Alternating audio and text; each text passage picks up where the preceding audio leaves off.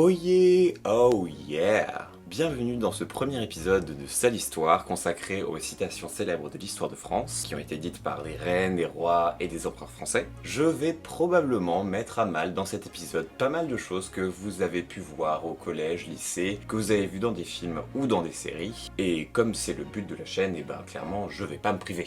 Ça va également être l'occasion de répondre à une question simple mais qui est en fait très importante lorsqu'on parle d'histoire. Peut-on croire à une citation? Spoiler alert! Avant toute chose, on va apprendre un mot qui va nous être très utile tout au long de l'épisode, c'est le mot apocryphe. Alors apocryphe, qu'est-ce que ça veut dire? Eh ben ça veut tout simplement dire dont l'origine ou l'authenticité est douteuse voire niée. Ça annonce le programme. On pourrait donc traduire ça par fake news. Le problème de l'histoire, de l'historien et de notre connaissance d'un passé lointain en général, c'est les sources. Qu'il s'agisse de biographies qui ont été écrites 300 ans après la mort des personnages en question, de récits complètement subjectifs ou romancés par rapport à la situation sociale de l'auteur, ou sur des textes de type chronique, dont la véracité est clairement douteuse, notre connaissance du passé est déjà complètement biaisée, et il paraît relativement difficile de discerner le vrai du faux. Autant les grands événements peuvent être facilement attestés historiquement, par contre savoir ce que Louis XV a sorti un lundi matin en se levant, et bah on n'est pas sûr. A l'époque, pas de croisement de sources, pas de Facebook Live, pas de Wikipédia, pas de BFM TV, bref, impossible de savoir ce qui se passe en direct. C'est pour ça que c'est compliqué de parler de citation. On n'a pas choisi le plus simple pour commencer. Bref, on a beaucoup de choses à dire, beaucoup d'images d'Épinal à péter et beaucoup de vérités à rétablir, et ça va pas être joli.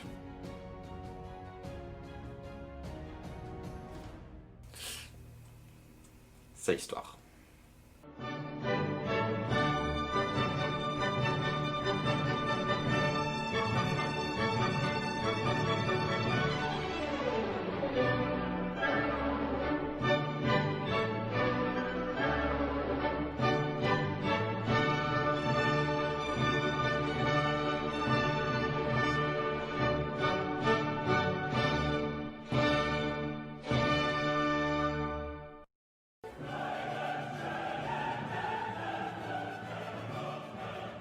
Et on commence avec une des citations les plus connues de l'histoire de France. Henri de Bourbon, roi de Navarre, pas encore Henri IV, l'aurait dit juste avant de se faire sacrer.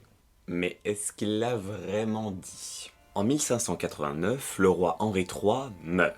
C'est pas ouf. Sans héritier, c'est vraiment pas ouf. Et il désigne avant de mourir son cousin Henri de Navarre comme successeur légitime. C'est vraiment pas ouf du tout.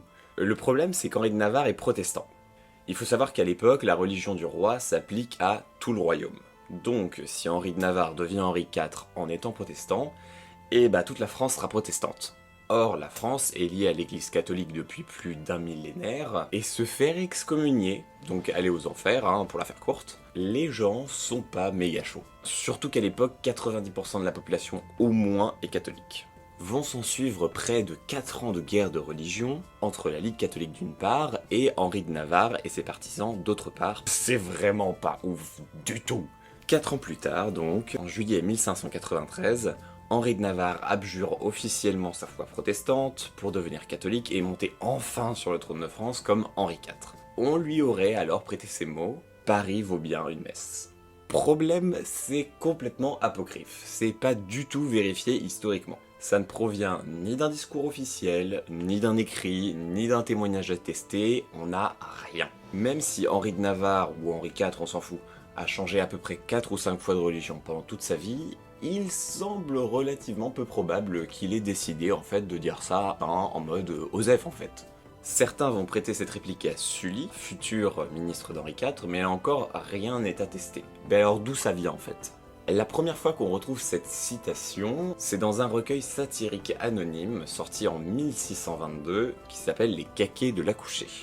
Les sources qu'on a à ce sujet, ce sont donc les chroniqueurs de l'époque, c'est-à-dire des gens dont le métier était de caricaturer à l'extrême, quitte à décrédibiliser complètement le pouvoir en place. Le problème, c'est que de satire, on est passé à la réalité lorsque Voltaire a décidé de reprendre telle quelle la formule dans ses œuvres mélange historique, apportant ainsi du crédit à une phrase qu'Henri IV n'a en fait jamais prononcée.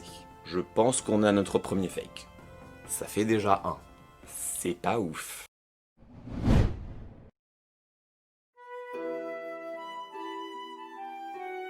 Cette seconde citation est prêtée au roi François Ier lors de sa captivité en Espagne en 1526.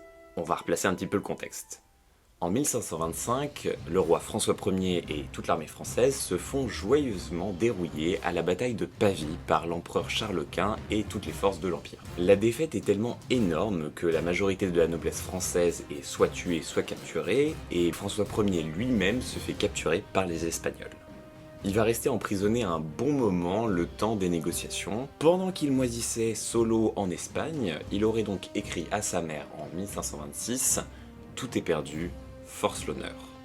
Sous-entendu, sauf l'honneur, hein, histoire de garder quand même un petit peu la face. Alors, en l'état, aucune trace de cette formule.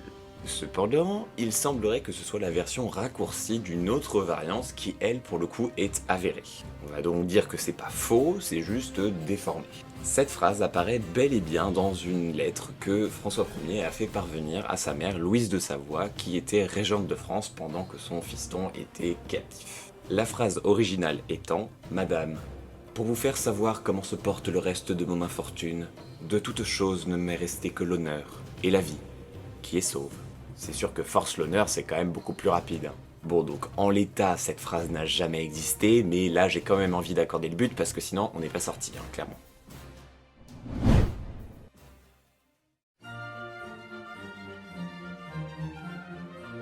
Cette phrase un brin égocentrique nous viendrait direct du roi Soleil Louis XIV. Alors déjà, avant toute analyse, on peut parler de punchline. C'est quand même bien badass de dire ça. Je pense qu'aujourd'hui, personne ne ferait un truc aussi mégalo. La République, c'est moi! C'est moi qui suis parlementaire! Poussez-vous de là ou à moi cette porte!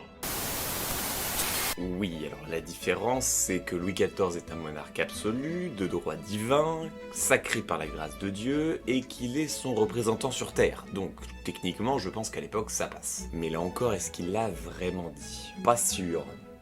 Pas sûr du tout, même. Il aurait déclaré « l'État c'est moi » devant des parlementaires en 1655. Or, aucun parlementaire n'a jamais fait état de cette phrase, et d'ailleurs même les registres officiels du Parlement n'en parlent pas. Que dalle. Walou. La formule est rapportée pour la première fois par Pierre-Édouard Lemontet dans son essai sur l'établissement monarchique de Louis XIV, publié en 1818. Sauf que depuis, cette affirmation et les travaux de cet historien sont quand même pas mal remis en question par ses pairs, et son attribution à Louis XIV de cette phrase est aussi pas mal traînée dans la boue. Louis XIV a même exprimé l'exact opposé le 26 août 1715. Alors qu'il est sur le point de passer l'arme à gauche, de clamser donc, il aurait déclaré à ses officiers « Je m'en vais, mais l'État demeure ». Et c'est d'ailleurs beaucoup plus crédible que « L'État c'est moi, qu'est-ce que tu vas faire ?»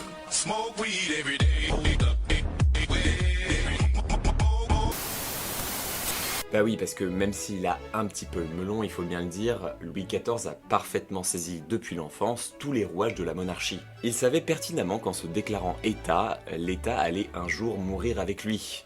Du coup, ça va à l'encontre de tous les intérêts monarchiques, du caractère héréditaire de l'État.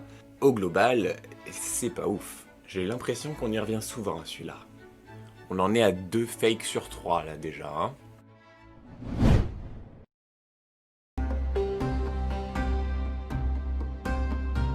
Cette citation serait de Napoléon Bonaparte lors de la campagne d'Égypte en juillet 1798. Alors là aussi, en termes d'épique, on est servi. Hein. Pour replacer rapidement le décor, suite à sa brillante campagne en Italie, le général Bonaparte est mobilisé pour aller mettre une rouste à l'Égypte au nom de la République française. Et c'est juste avant la bataille des Pyramides qu'il aurait sorti cette punchline à ses soldats. Alors, on va voir si c'est fake ou pas, mais déjà, c'est pas possible que ça ait été improvisé, de toute façon.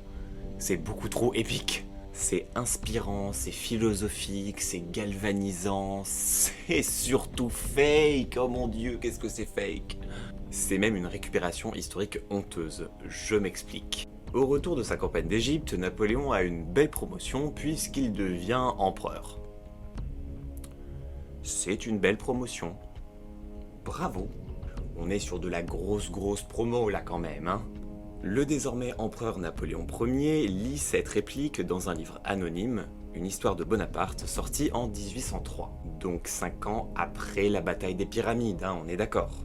Du coup c'est même plus apocryphe, c'est complètement anachronique. En gros, Napoléon va trouver cette réplique vachement cool, il va se la réapproprier au KLM, et il va faire comme s'il l'avait dit sur le moment, réécrivant ainsi complètement l'histoire. Je ne comprends pas le sujet de Napoléon, pourquoi a-t-il besoin qu'on parle encore plus de lui? Bref, celui-là a été hyper facile, c'est donc un méga fake. On enchaîne, on en est à 3 sur 4.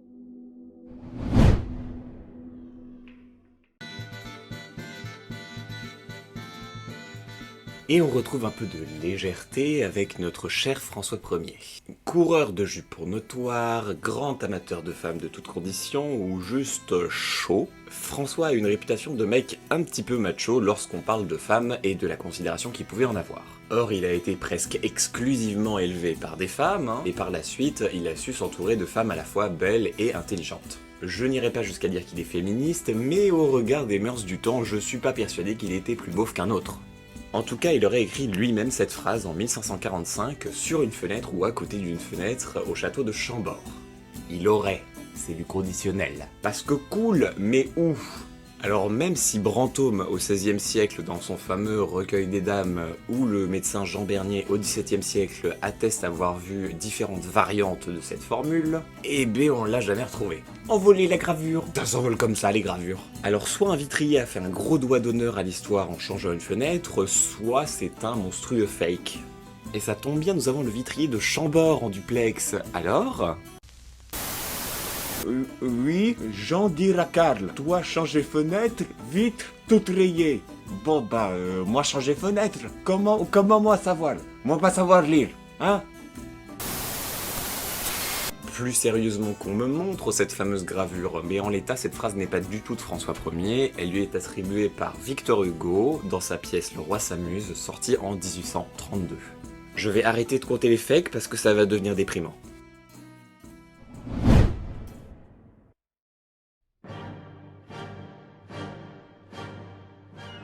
Pour les deux du fond qui n'ont pas suivi, cette phrase aurait été prononcée par Henri IV juste avant la bataille d'Ivry, bataille stratégique dans sa quête du trône de France. Les 4 ans dont on parlait un peu plus tôt. Alors sur la phrase, rien à dire, hein, épique, légendaire, tout ce qu'on veut. Et en plus, cette bataille contre le duc de Mayenne a été gagnée par Henri IV, alors que sur le papier, au regard des forces en présence, c'était quasiment perdu d'avance. La première fois qu'on retrouve cette phrase, c'est dans Histoire universelle en 11 volumes, ça fait beaucoup de volumes.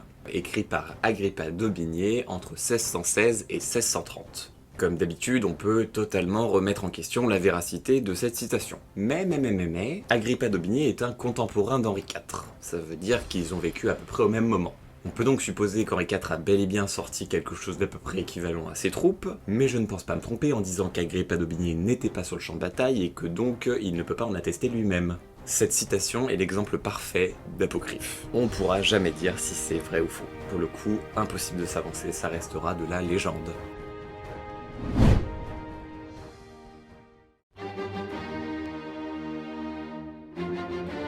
Cette phrase pas du tout fataliste est attribuée parfois à Madame de Pompadour, parfois à son royal amant Louis XV. Eh bien les deux l'ont utilisée, mais pas pour les mêmes raisons. La première fois, elle est attribuée par le peintre Quentin de la Tour à Madame de Pompadour. Elle le dit à Louis XV suite à sa défaite le 5 novembre 1757 contre les troupes prussiennes du roi Frédéric II à Rosbach. Elle lui aurait alors déclaré « Il ne faut pas vous affliger, vous tomberiez malade. Après nous le déluge. » Fin du monde. La même expression est ensuite attestée plusieurs fois dans la bouche de Louis XV, qui souhaitait faire savoir à qui veut bien l'entendre qu'il n'en avait rien à foutre de ce que ferait son héritier. Sympa. À mon avis, c'est surtout la réplique d'un mec qui a bien mis le dawa et qui se dit de toute façon maintenant, hein, c'est mort. J'ai fait nimp. Ah, après moi. Mais j'en ai rien à foutre.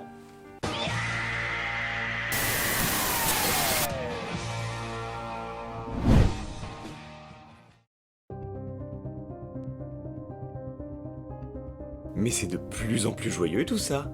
C'est par cette triste phrase que Charles IX aurait donné son feu vert au massacre de la Saint-Barthélemy en 1572. On va se le dire tout de suite, on n'a jamais eu aucune preuve de cette phrase, ni écrit, ni témoignage attesté. Ce qui est sûr en revanche, c'est que Charles IX n'est pas vraiment fini. Il était un peu perturbé mentalement et sujet à de graves crises d'hystérie frénétique. Ambiance. En tout cas, ça pose le décor. Au départ plutôt réticent à donner son accord pour le massacre de la Saint-Barthélemy, il aurait complètement pu dire ça en craquant sous la pression exercée par sa mère, Catherine de Médicis, et par le duc de Guise. En même temps, ils lui ont un peu monté la tête avec un soi-disant complot contre la royauté, mais bon. Cette citation apparaît pour la première fois dans Nouvelle Histoire d'Albert Mallet sorti en 1922.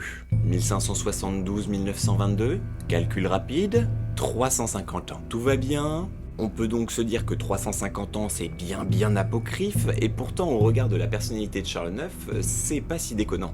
Charles publie d'ailleurs le lendemain du massacre une lettre qui va plutôt dans ce sens. Je cite « Devant un danger éminent, il m'a fallu user du glaive que Dieu m'a mis entre les mains pour préservation des bons et extermination des méchants.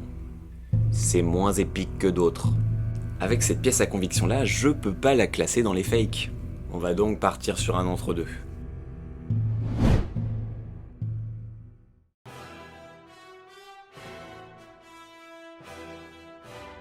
Waouh! Quand on parle de moments clés dans l'histoire de France, je pense que celui-là fait facile partie de mon top 3. Contexte. Le 14 juillet 1789, c'est la Révolution française. Et si vous ne le saviez pas, c'est qu'on a beaucoup de choses à rattraper. Toujours est-il que, plus précisément, c'est la prise de la Bastille. Le duc de La Rochefoucauld-Liancourt, c'est lui, file alors jusqu'à Versailles pour prévenir le roi et Marie-Antoinette de la gravité de la situation. Le soir venu, oui, le soir, parce qu'on est en 1789, que la cour est à Versailles et le SBEUL à Paris, et que la ligne L et le RERC n'existent pas encore. Donc ça fait une petite trotte. Le 14 juillet au soir, donc, on aurait cet échange entre Louis XVI et le duc de La Rochefoucauld. C'est une révolte? Non, sire. C'est une révolution. Épique! Alors, j'ai envie d'y croire. Ce qui est sûr, c'est que Louis XVI savait avant le soir même qu'il se passait des trucs pas très nets sur Paris. Par contre, on peut quand même rêver et se dire que oui, le duc a probablement dit ça à Louis XVI. C'est d'ailleurs le duc qui le rapporte lui-même dans ses mémoires. La scène et la formule ont ensuite été réadaptées par des historiens comme Michelet et Edgar Quinet, mais techniquement, sur l'échelle de l'apocryphe et au regard de tous les faits qu'on a eu avant, bah c'est pas si déconnant. Après tout, on a quand même une scène plutôt probable, un des deux protagonistes qui écrit ce dialogue, et 3, cet écrit qui est avéré. Je pense donc que sur l'échelle de l'apocryphe, on peut accorder le but. Après, est-ce que c'est une façon pour le duc de La Rochefoucauld de passer à la postérité et d'exister encore plus? Eh ben ça, on le saura jamais. Toujours est-il que l'écrit est avéré, j'ai envie d'y croire, et il faut bien qu'il y en ait quelques-unes de vraies quand même.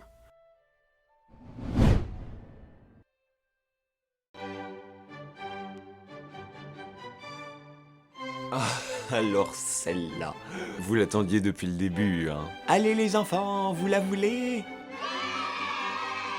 Marie-Antoinette est indissociable de cette phrase.